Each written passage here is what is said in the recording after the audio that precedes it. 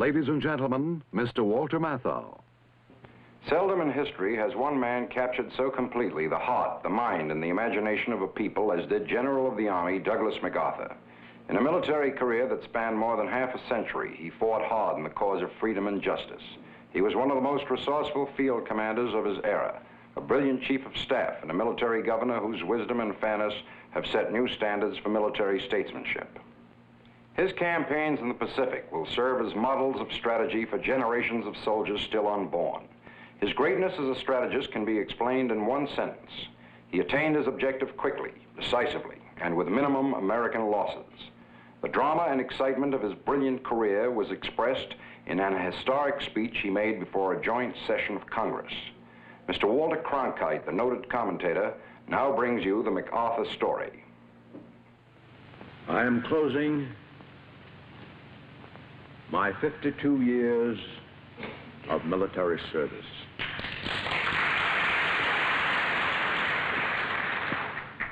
When I joined the Army, even before the turn of the century, it was the fulfillment of all my boyish hopes and dreams. The world has turned over many times since I took the oath on the plain at West Point. Indeed, much has happened to the world since Douglas MacArthur took the oath at West Point, and in the wars and the periods of peace since, he has often been a central and dramatic figure. The beginning of an extraordinary career. Young Douglas with his father, General Arthur MacArthur, boy colonel in the Civil War, and veteran of the Philippine campaign in the Spanish-American War. One day when the son was 13 years old, his father is said to have remarked, "I think there is the material of a soldier in that boy," a truth that was soon made clear. Entering West Point, he showed extraordinary brilliance in his studies, attaining an average that was the highest in a quarter of a century, and he won the coveted A in athletics as well. 25 years later, he was to lead the American team in the World Olympic Games. Meanwhile, the campaign in the Philippines was being brought to a successful completion under his father's able leadership.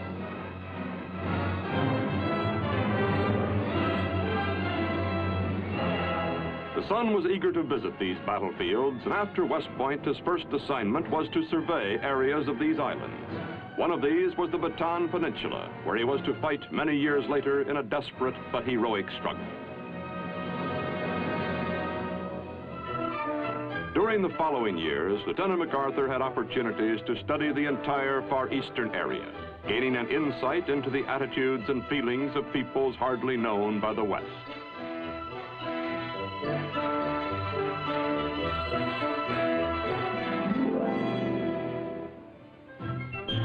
At the beginning of World War I, the plan was to use only regular Army divisions to oppose the powerful German Army. Meanwhile, outside these divisions, America had many trained and able men. A proposal for a new division of National Guard units from as many states as possible was vigorously advocated by a Major Douglas MacArthur. Said he, "It will spread over the whole country like a rainbow." The idea for the Rainbow Division, the 42nd, was his, and he worked constantly to see that the division was well trained and equipped for the raging battle that awaited it in France.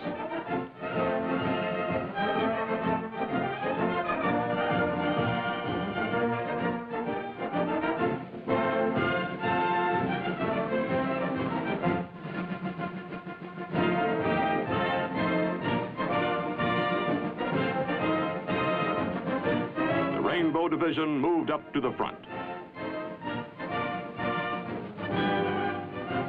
Its full readiness, through the efforts of Colonel MacArthur, the division's chief of staff, was to prove fortunate indeed. It was during this period, too, that an impressive battlefield tactician began to prove himself and to foreshadow a great military future.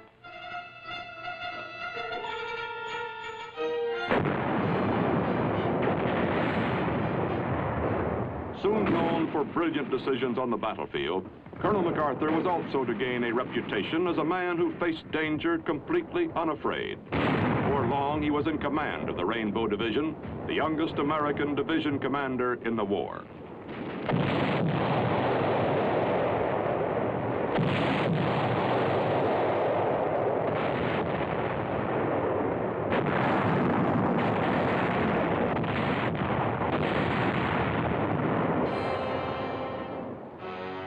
Twice wounded, twice gassed, he won more awards for valor than has ever been awarded to an American soldier, and was acclaimed by the Secretary of War and General Pershing as the greatest frontline general of the war.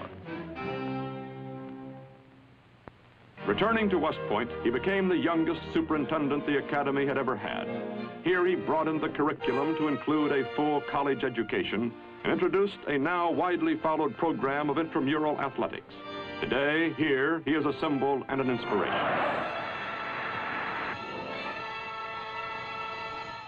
In 1930, MacArthur was appointed Chief of Staff with the rank of full general. During his term of office, much of his time was spent in building an army that had been pared down to only 60,000 combat soldiers, a most difficult effort when an attitude of pacifism dominated the nation. In keeping with his principle of examining the military situation at close range, he toured Europe to observe the forces of other nations. In France, he was recognized once more for his outstanding military contribution to the Allied cause. In Germany, he foresaw the build-up for war.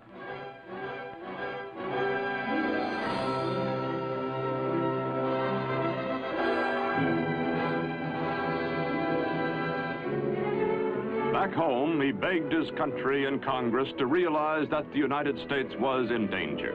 As Chief of Staff, he foresaw the need for a new type of army, mechanized, mobile, and insisted that our defense force become capable of rapid expansion.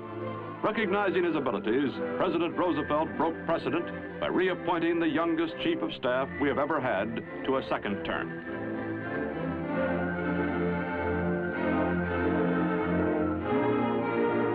In the 20s, MacArthur had served in the Philippines, and in the 30s he was asked to return as their military advisor.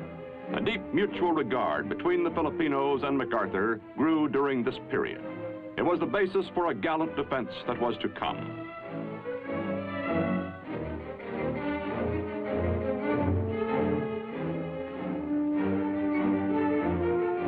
In 1935, he began a 10-year plan to build up the defense of the Philippines. In World War II, it was to be these forces that MacArthur would lead in a desperate fight, and on this ground.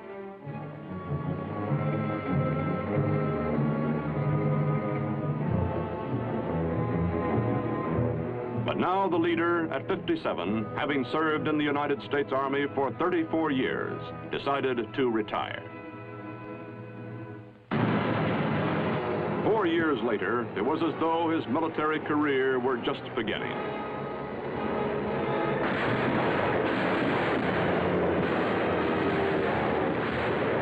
A few months before the attack upon Pearl Harbor, MacArthur had been recalled to active service in the Philippines.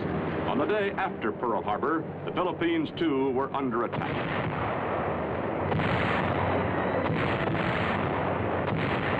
Defense here was pitifully hampered by lack of men and planes. With his knowledge of past campaigns, particularly those of his father in this very area, MacArthur withdrew his meager forces into the mountains of the Bataan Peninsula.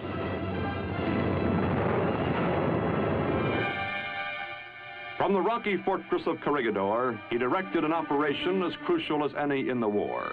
This early campaign in the Philippines, the heroic fighting by a lonely army of Filipinos and Americans for almost half a year, caused a critical delay in the Japanese timetable of attack.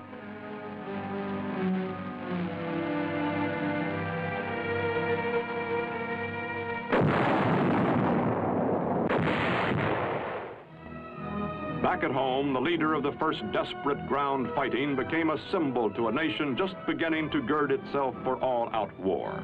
The people found in him what they were beginning to discover in themselves, a spirit of intense determination.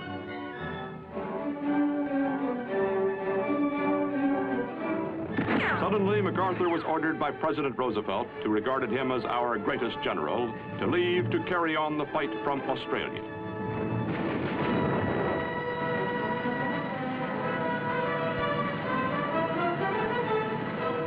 leaving the Philippines hurt him deeply. As always, he wished to be at the front, beside his comrades. When finally they were forced into the infamous March of Death on Bataan, his promise to them was, "I shall return." They believed him implicitly. Until his arrival in Australia, the plan had been to await the Japanese attack and prepare as well as possible. Then it became apparent that the new Southwest Pacific commander had another plan. He had meant exactly, "I shall return." He was determined to carry the war to the enemy, to New Guinea, which was the direct route back to the Philippines. A long struggle lay ahead against huge numbers on countless islands. There seemed to be but one way: blast the enemy from every one of his island positions in the Pacific.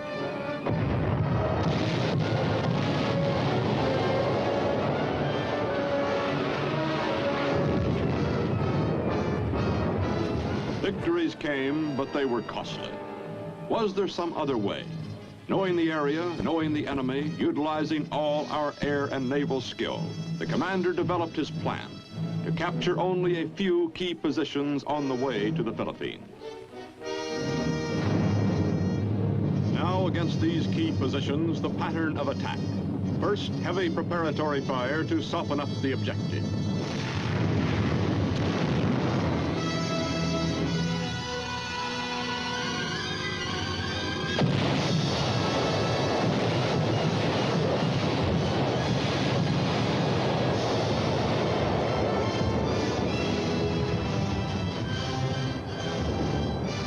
Next, the landing. These were varied, unpredictable. In each case, the selection was dictated by strategy rather than by sympathetic terrain.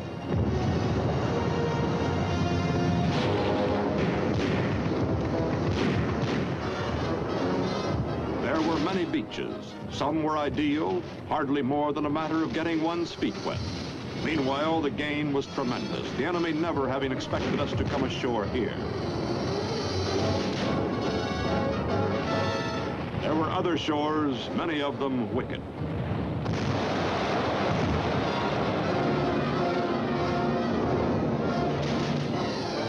Sometimes the attack was in frail craft, sitting ducks for the enemy if surprise had not been accomplished.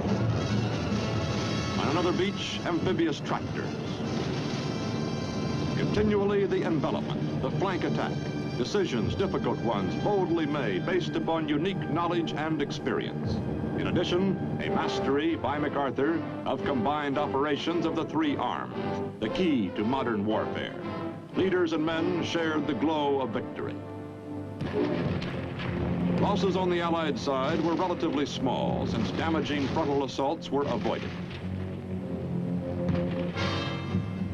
But thousands of Japanese, prepared to fight to the death, were rarely given this opportunity.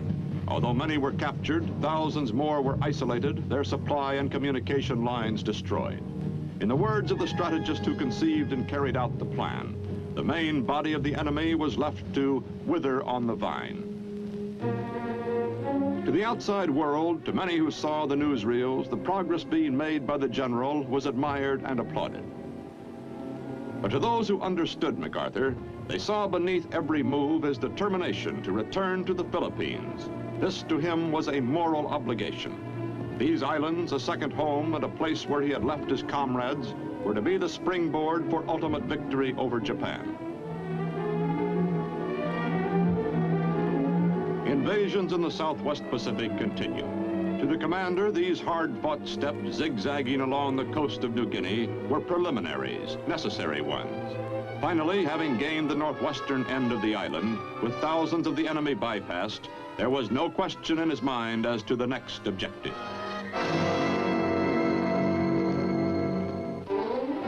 But the president, the commander-in-chief, was not so sure.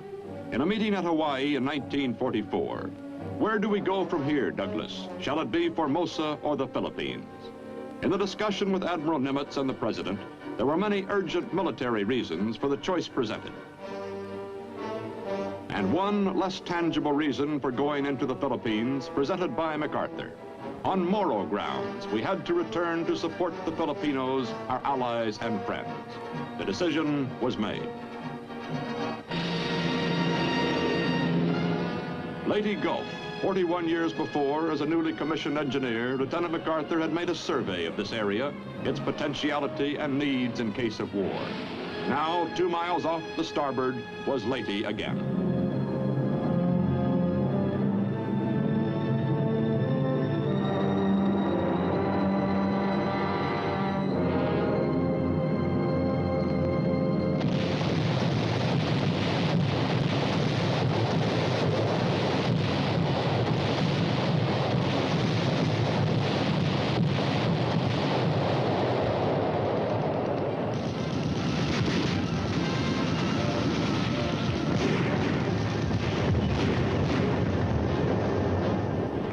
Once more, the enemy had not been ready for an attack. The commander watched with growing gratification.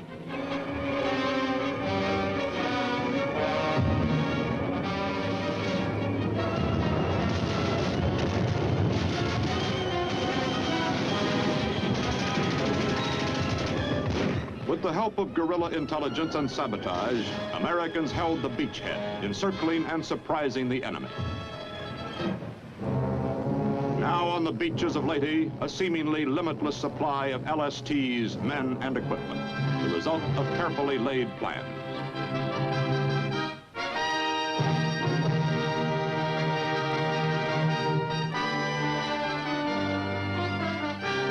Directing the attack, the general seemed to be everywhere at once. Every day, at some point in the front lines, his men would spot the familiar faded field marshal's cap and the outsized corncob pipe.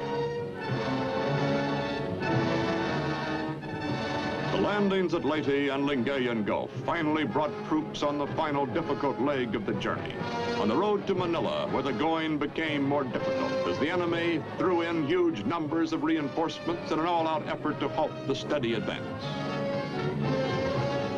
There was no timetable now in MacArthur's mind, only that he must get to Manila without delay to rescue prisoners from the reported increasing savagery of the Japanese guards.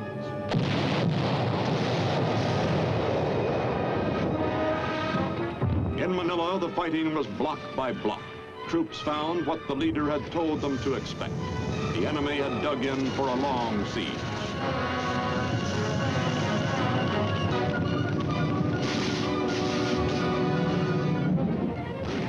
To the general, this was the return.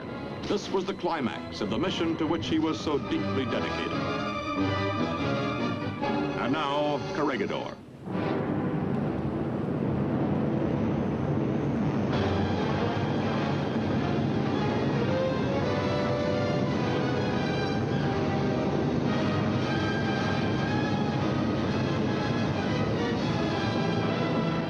Stronghold, which early in the war had been so effective a fortress for withstanding attack, was now his.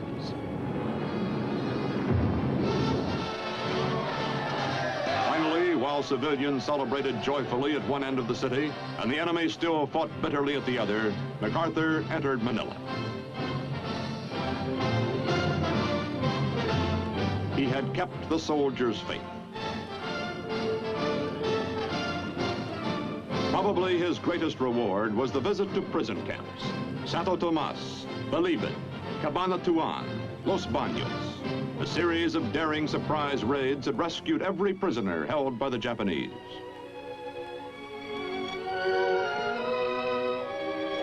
I'm a little late, he said, but we finally came.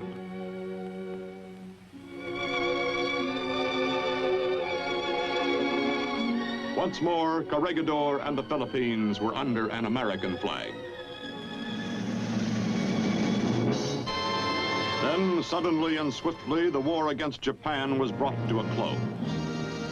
As the principal architect of the Pacific victory, credited by the Chief of Britain's wartime Imperial General Staff as the greatest general of the war, MacArthur was the natural choice as Supreme Commander to enforce the surrender terms.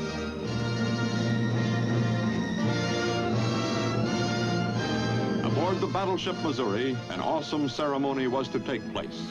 one which reflected the deep awareness of a great soldier, his understanding of war and peace, and the historic moment that this was. It is my earnest hope, and indeed the hope of all mankind, that from this solemn occasion a better world shall emerge out of the blood and carnage of the past. A world founded upon faith and understanding. A world dedicated to the dignity of man and the fulfillment of his most cherished wish for freedom, tolerance, and justice. Let us pray that peace be now restored to the world, and that God will preserve it always. These proceedings are closed. Now began one of the strangest occupations of any land by any conqueror. An idealist with firm convictions on the way democracy can be presented to Eastern peoples, MacArthur determined to guide the Japanese through a complete social revolution. While the emperor, with his deep hold upon the people, was retained, almost every other institution became affected by what was entirely new to the Japanese, Western democracy. The ideas caught on under the sure leadership of MacArthur. There was the enactment of a constitution and universal suffrage.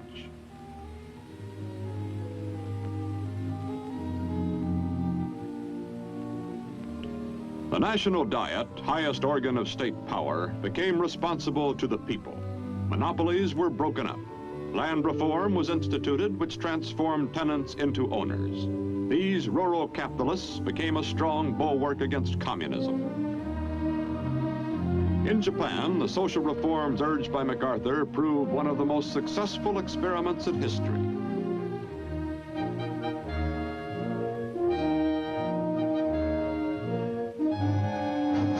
An implacable enemy became a friend.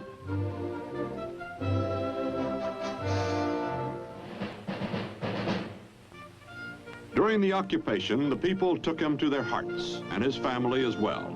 His wife, she who had been beside her husband at Corregidor, and their young son, Arthur. The work of reform was going ahead when suddenly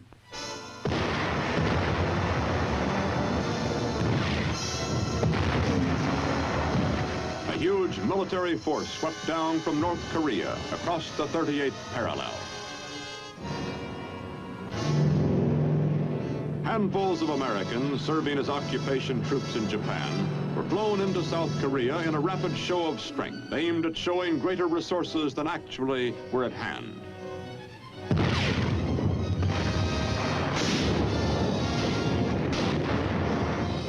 The strategy worked. The North Koreans ran into resistance, bogged down, waiting for more troops and artillery, while reinforcements poured into South Korea to turn the tide of battle.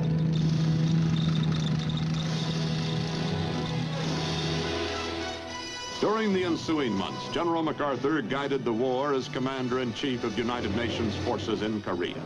Again, he studied the fighting at close range, a man in his 70s, visiting battlefields as dauntlessly as he had many years before when a young officer in France.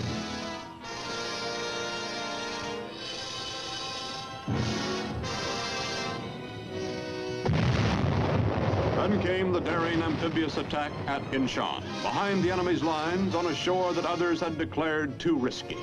The landing was a complete surprise and success. The North Korean army was demoralized. The victory has become recognized as a masterpiece of strategy. Seoul returned to its rightful inhabitants.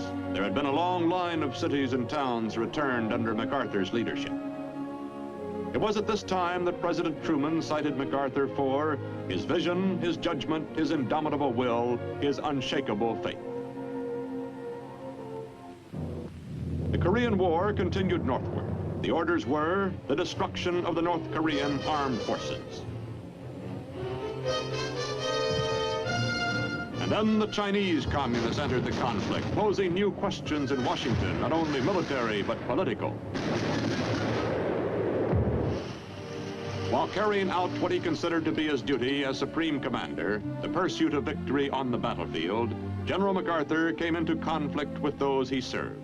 His long and distinguished military career was suddenly brought to a close in an official order from the President, Commander-in-Chief of the Military Forces of the United States. He was homeward bound for the first time in 14 years.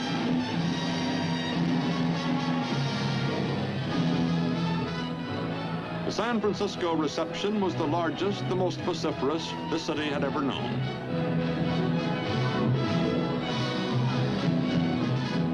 The hero was home from the wars at last and deserving the deepest respect and gratitude of the people he had served. In the midst of the ovation, the husband graciously acknowledged that he had not stood alone. That this is not only my beloved wife, but my best soldier. In the nation's capital, greater than all the medals and honors of his career, was this final tremendous tribute. And then General MacArthur stepped down from the great panorama of history in which he had figured so brilliantly, with a soldier's words spoken from a soldier's heart. The world has turned over many times since I took the oath on the plain at West Point, and the hopes and dreams have long since vanished. But I still remember the refrain of one of the most popular barrack ballads of that day, which proclaimed most proudly that old soldiers never die. They just fade away.